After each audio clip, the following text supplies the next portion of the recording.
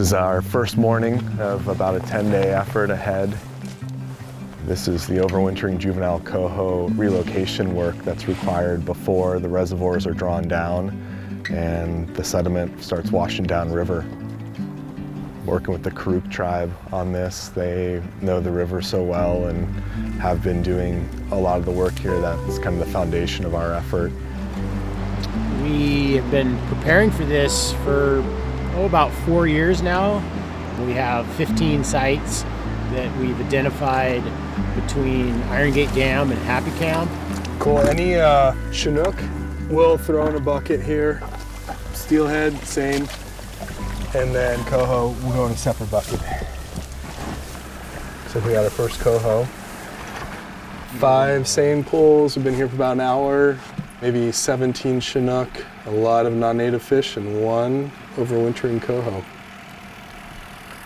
This is a juvenile fish that has been in the river for about a year, and it's about ready to go out to the ocean in the spring. It will spend, around 2 years in the ocean, and it'll come back, and it's going to find a completely different Klamath River. The dams are going to be out.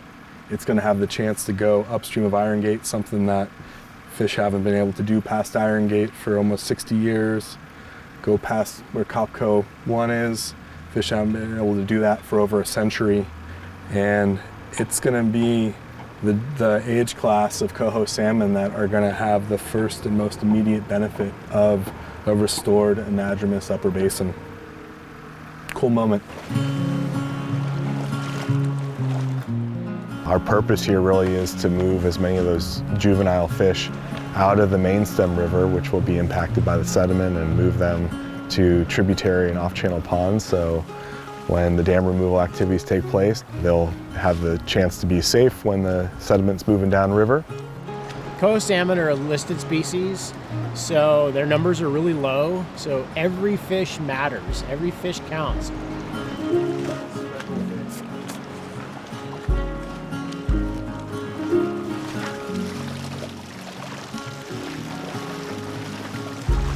Kind of a perfect fit between Res and the Karuk Tribe. Res has the capacity to implement these projects, and the tribe offers local expertise. The tribal technicians that work for the Karuk Tribe grew up on this river. They know the river. It's in their blood to protect these salmon.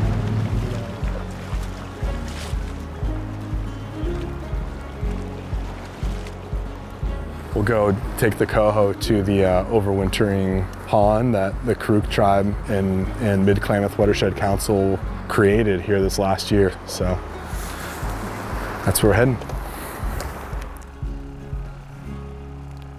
That's a beautiful looking fish. That's like a 100 millimeter plus fish, and it's still got a few more months of growth before it leaves as a smolt. So, the bigger the fish, the higher likelihood it has of a chance of survival. Yeah.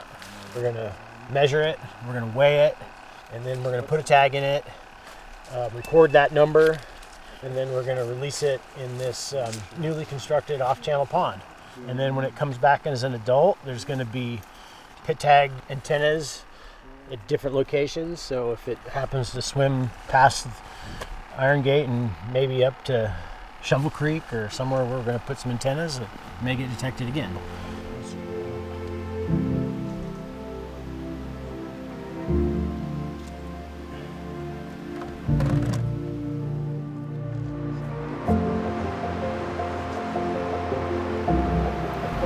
It's anticipated that once the dams are removed and the free-flowing river conditions restored, that there'll be another 76 miles of high-quality rearing and spawning habitat for Coho salmon.